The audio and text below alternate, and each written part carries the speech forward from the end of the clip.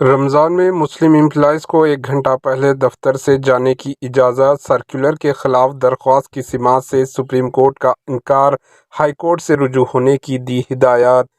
ماہ مقدس رمضان کے دوران 1 گھنٹہ پہلے دفتر آفیسز سے مسلم امپلائیز کو روانہ ہونے کی اجازت دینے آندھرا پردیش اور تلنگانہ حکومت کے فیصلوں کے خلاف درخواست کی سماعت سپریم کورٹ نے انکار کر دیا۔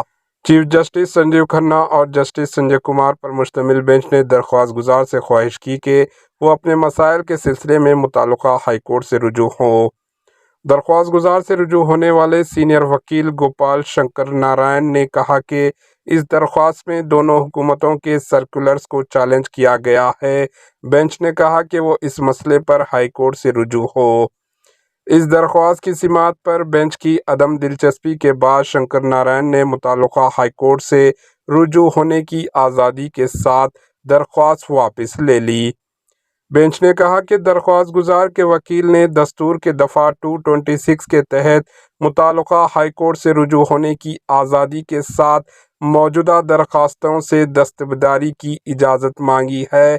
عدالت اپنے مسائل کے ساتھ ہائی کورٹ سے رجوع ہونے درخواست گزار کو اجازت دے دی ہے۔ تلنگانہ حکومت نے سرکولر جاری کرتے ہوئے رمضان کے دوران 1 گھنٹہ پہلے دفتر آفس سے جانے کی مسلم امپلائیز کو اجازت دی ہے۔